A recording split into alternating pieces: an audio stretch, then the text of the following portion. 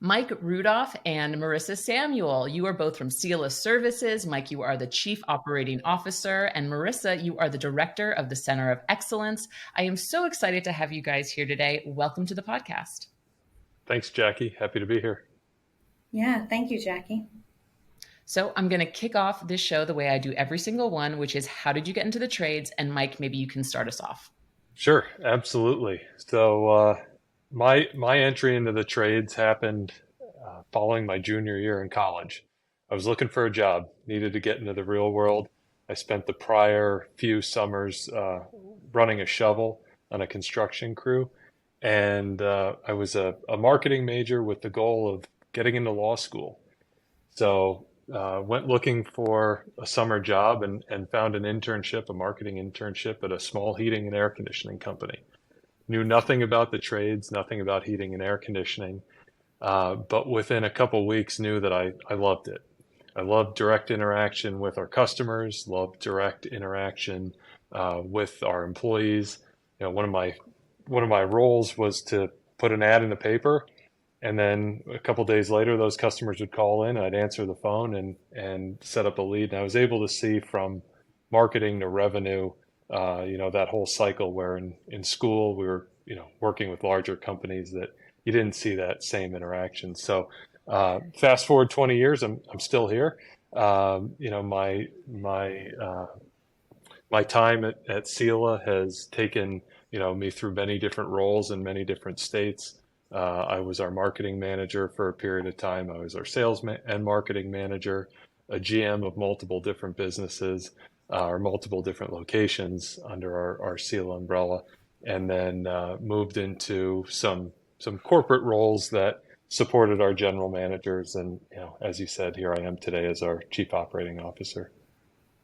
I did not realize that you started as an intern and now you're here. Started from the bottom, now you're here. Wow, that is, I don't think I've actually had a guest like that on the show yet. So that's awesome.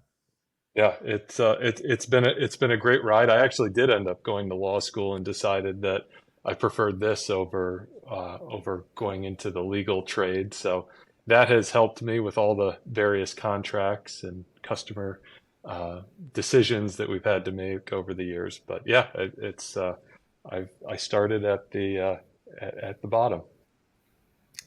If I had $1 for every person I know who's gone to law school and has not become a lawyer, I would have many dollars. Thank you for sharing that, Marisa.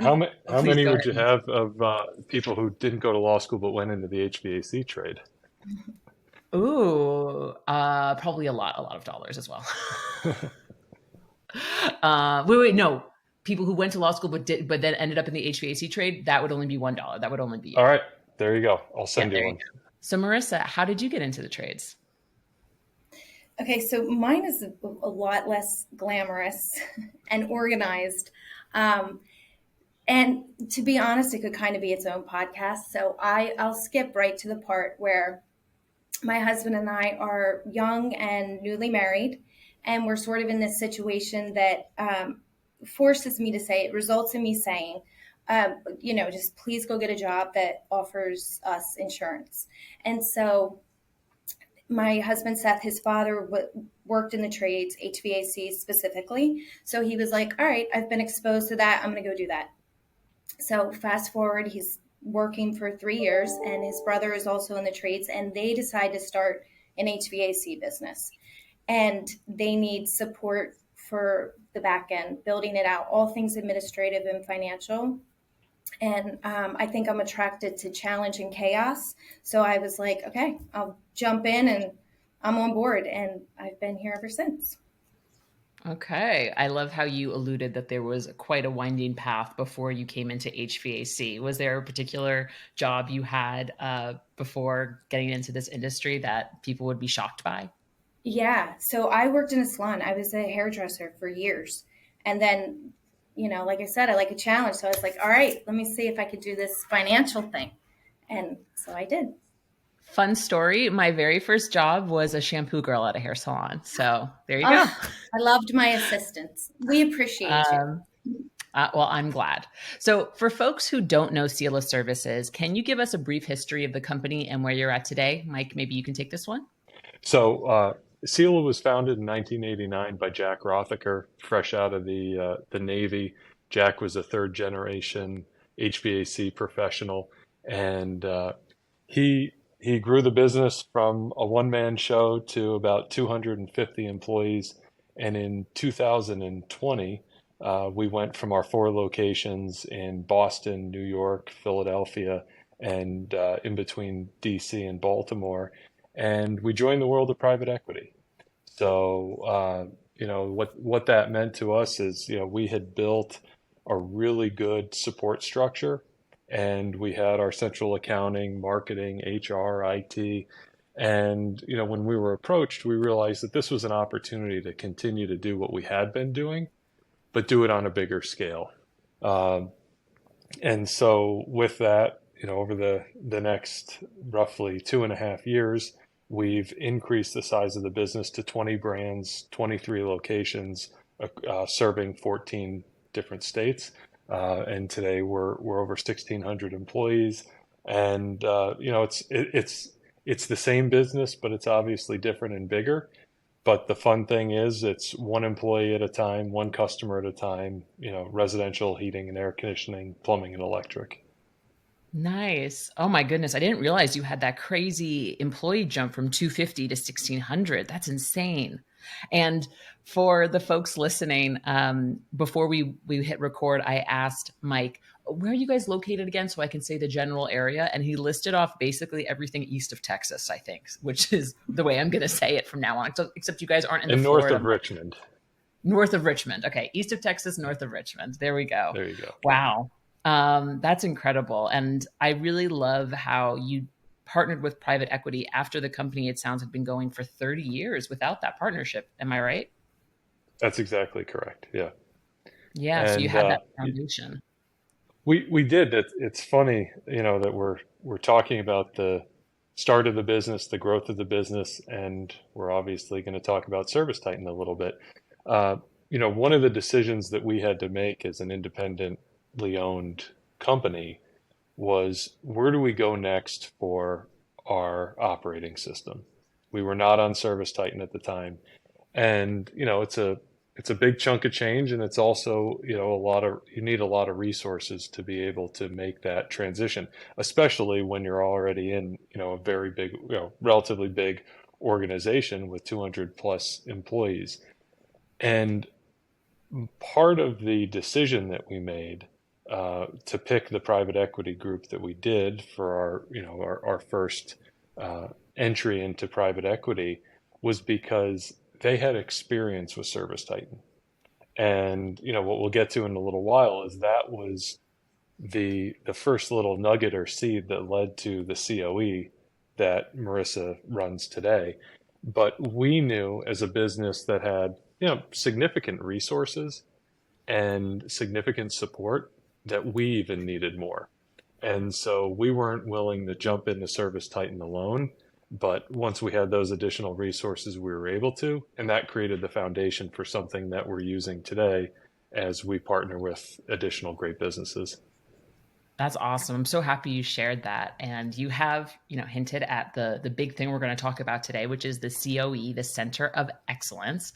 And Sila's rapid growth and expansion led to this development. What is a Center of Excellence, and what is its purpose? We knew that we needed ServiceTitan. We knew that there was an opportunity for us, once we went live with ServiceTitan, to do it better. And it was one of those situations where we don't know what we don't know when you go into it. And one of the great things about ServiceTitan is how pliable it is and how you can customize it to your business. But that's also very difficult as you're going into ServiceTitan for the first time and not really knowing which way to go. So we had some support.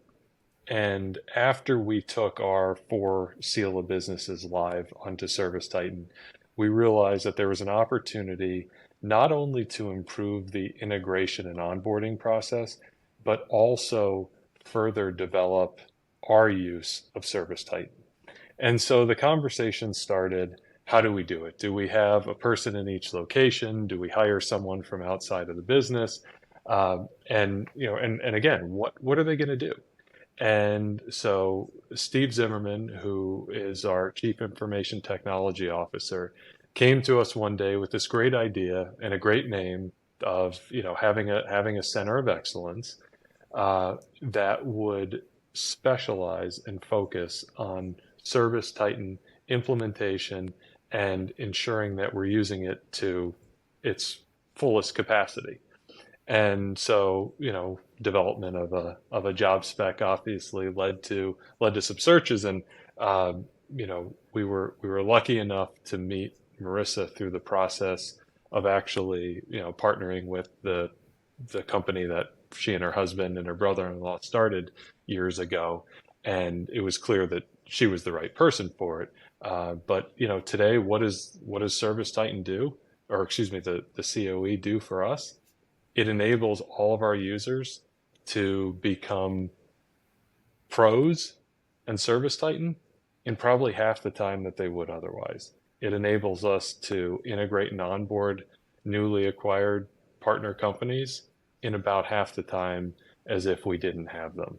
And I'm sure we'll talk more about the benefits, but that's what the COE is. Marisa can talk a little bit more about who's on the team and what they're focusing on, and the mission, as you said. Yeah, no comment there. Beautiful explanation. Marisa, kicking it to you to expand. Yeah, so to go back to what the purpose of the COE is, it's really to support and develop. And there's two ways we do that, right? So we support and develop our users, our ServiceTitan users, whether it's on the side of acquisition or already, we've transferred them over to the COE and they're now in our kind of success program, we'll call it. So we support and develop there. And then we support and develop their ServiceTitan workflows. Again, whether it's on the new side or your existing. And the result of that is, standard operating procedures are created, best practices are born. And the benefit of it is that we're doing that so that the companies can do what they need to do, and that's run their business. So the way I understand it, and I could still be wrong, so please feel free to correct me, is in Sila headquarters, Marisa, you head up the Center of Excellence that is in charge of making sure that all of the different locations under the Sila umbrella are using ServiceTitan to its fullest extent, are implementing the best practices and systems and processes that you've created for ServiceTitan. And so it's kind of like a hub and spoke model almost. Is that right? Yeah, that's exactly right. Yeah, we're basically like, a little mini ServiceTitan headquarters right here at Sila. We should put that on our website. It's an additional location. King of Prussia, Pennsylvania is another office, and they can and we'll get applications. We'll send them to you. That's so great. And I think such an intelligent way to think about software investment for a company of your size. Having that internal support hub within your own company that enables you to help the different branches troubleshoot and solve problems really quickly, and also do that in the way that Sila wants to do things, right? Exactly. Yeah. Best practices. I mean, right, you can look at ServiceTitan and decide, it leaves room for creativity for your business, which is the greatest thing about ServiceTitan.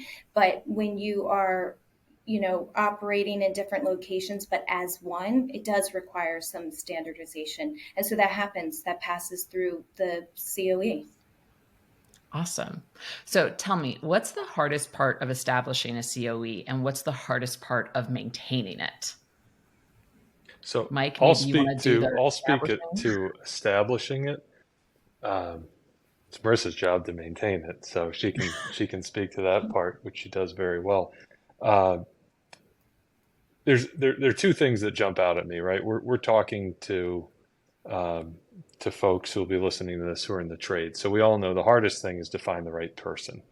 It doesn't matter what role we're trying to fill. You get the right person in it, and it works.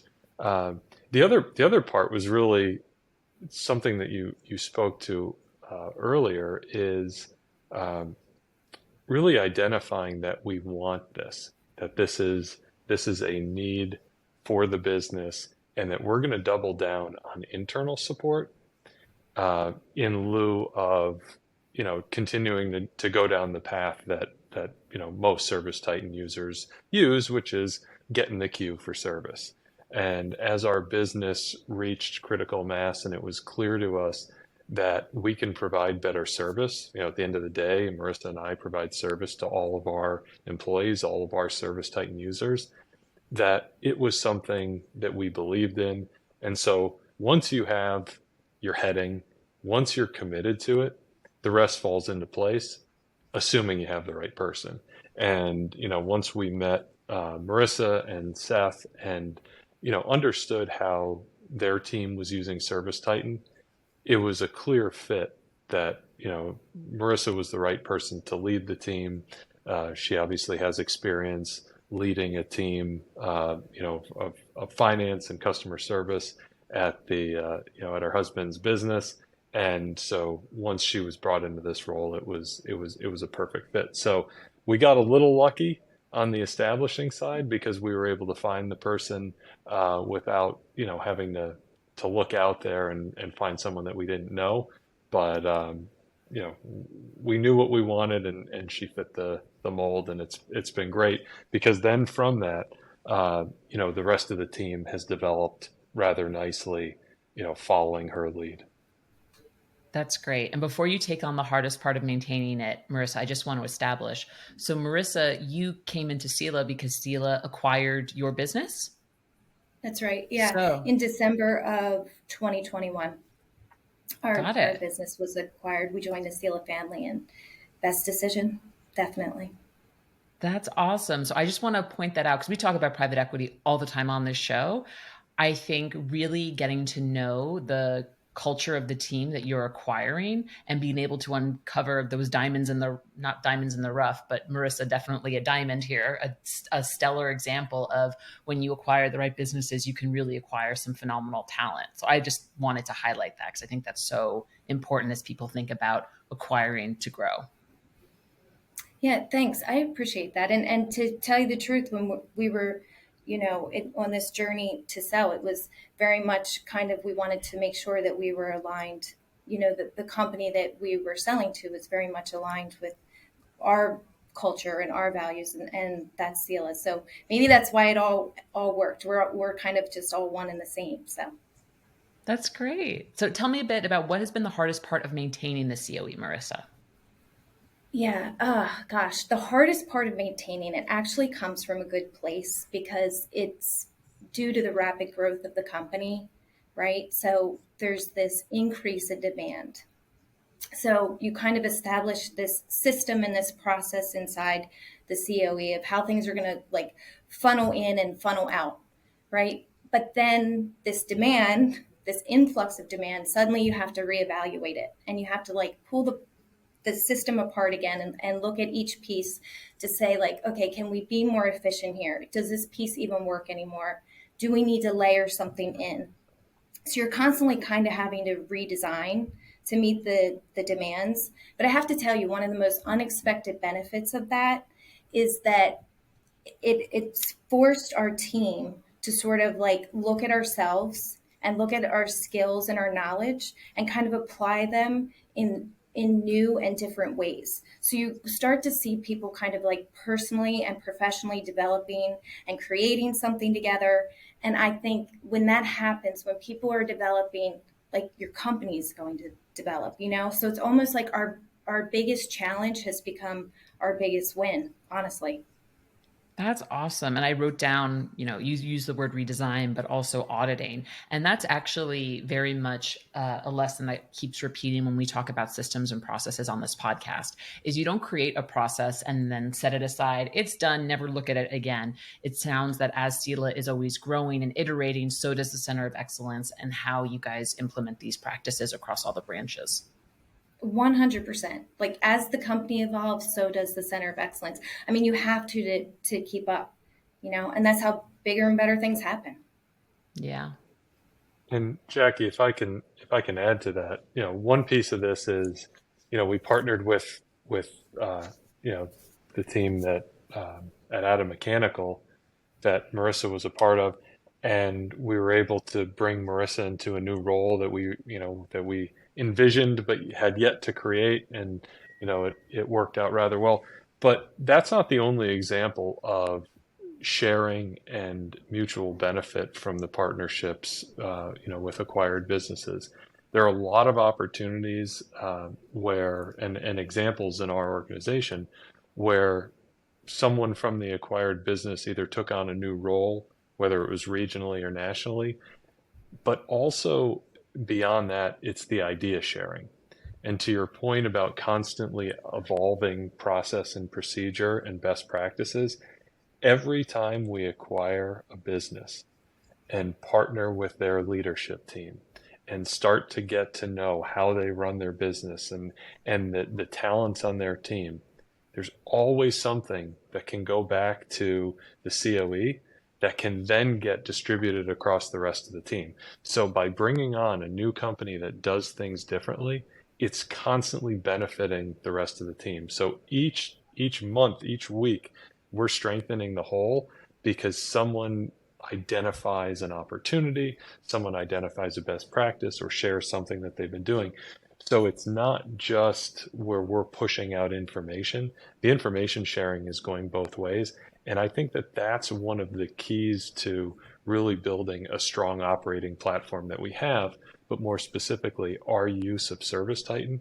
It's that two-way share that has benefited us. I completely agree with that, right? ServiceTitan offers so many valuable features, and it's true. We bring on a new company and they're using something that we haven't even thought of, maybe, and we can explore it as a team. And, again, back to the support and develop, we can develop the training that, like, hey, we're rolling out this new feature because it works awesome for company X, So to Mike's point, 100% information sharing for sure.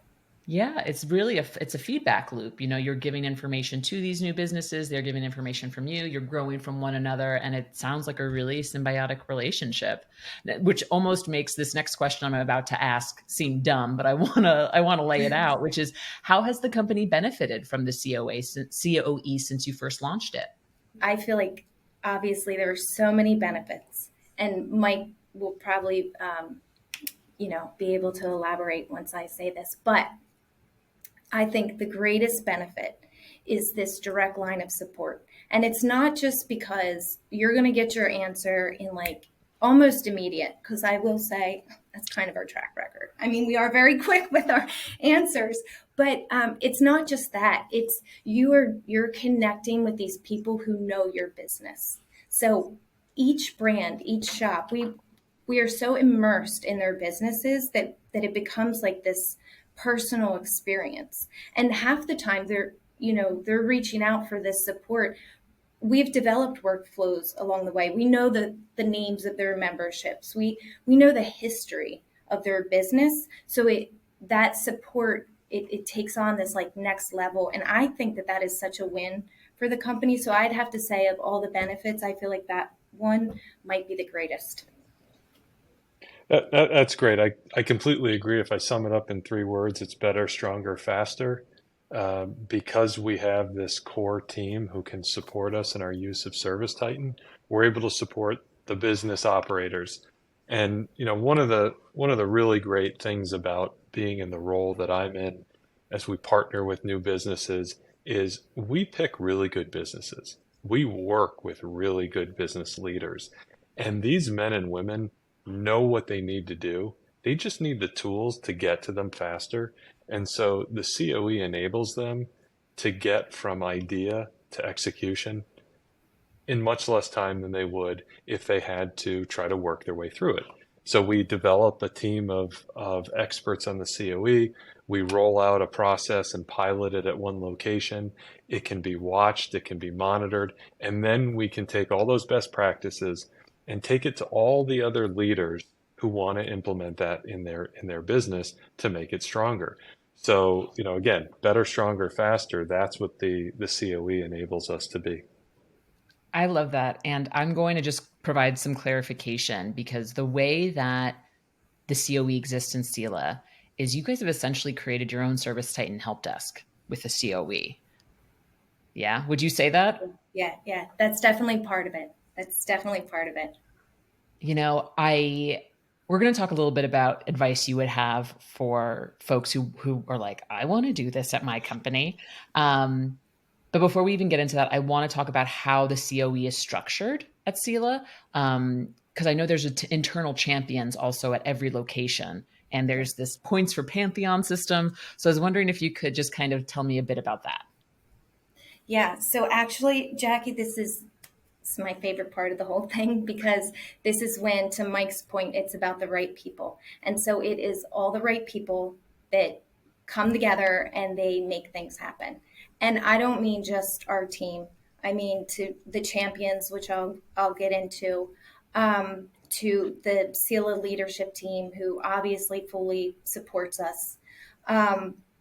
And to ServiceTitan, who, I mean, right now, right, you're showing your support. Our CSM, Frank Buckman, my gosh, he not only fully supported this vision and idea, but he adopted it. He adopted our language.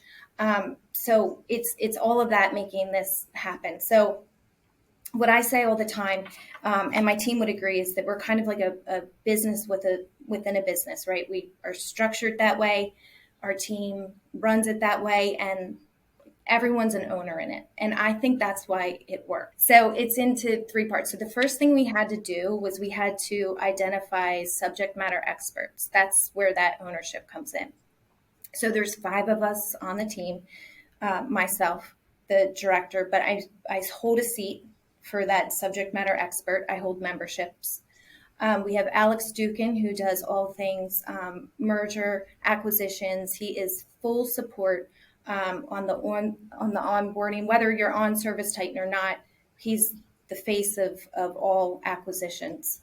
Tammy Huff, she sits for our accounting. She knows Intact as well as she knows ServiceTitan. She sort of like bridges that gap. She is an expert in inventory, purchase ordering, job costing. Then we have Jesse Dunitz. I would actually be doing him a disservice if I said he is lead for telecom, reporting, and operational workflows, because Jesse just recently, it goes back to that demand.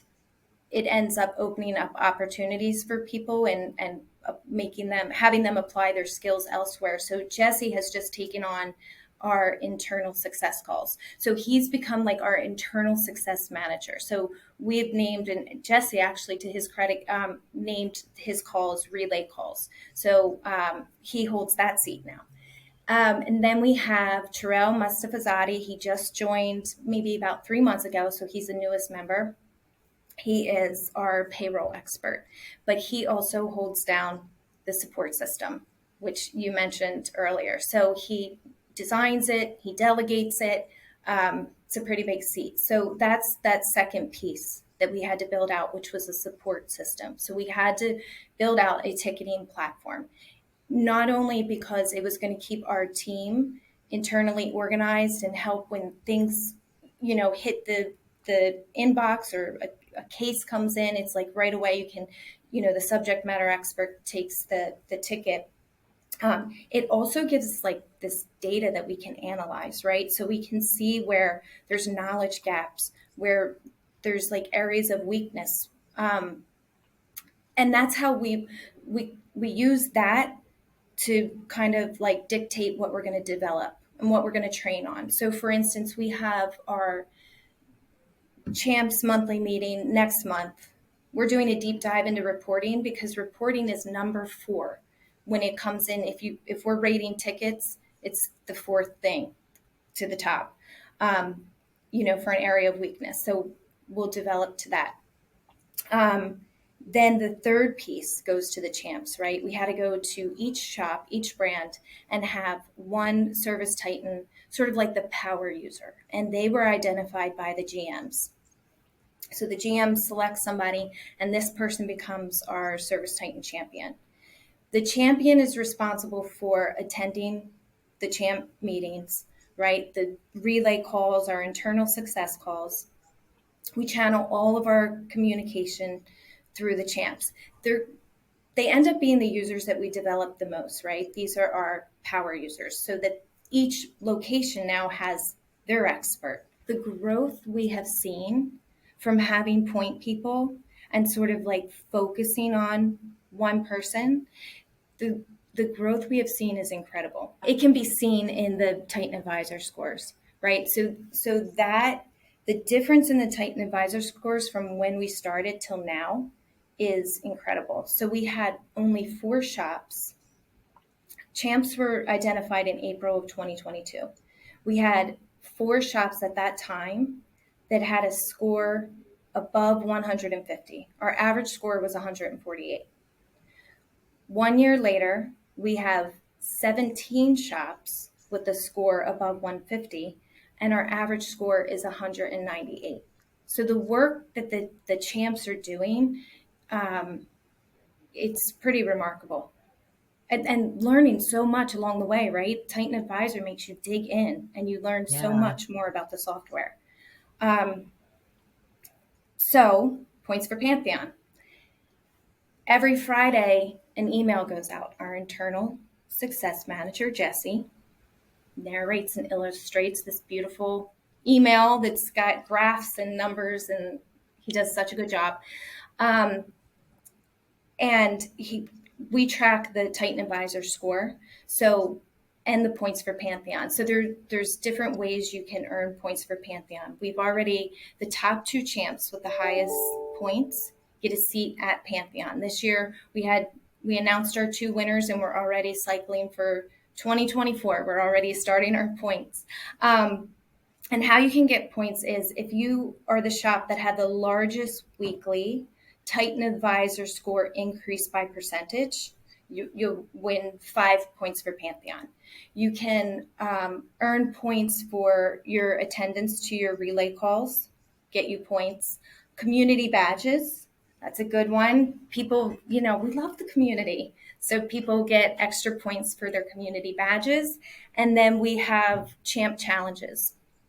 So every month there's something that will roll out. It's typically around some kind of standardization, which is awesome. Again, everything moves through the champs. So just recently we were standardizing equipment types. So the champ that cleaned it up, submitted it, we go in, we check it.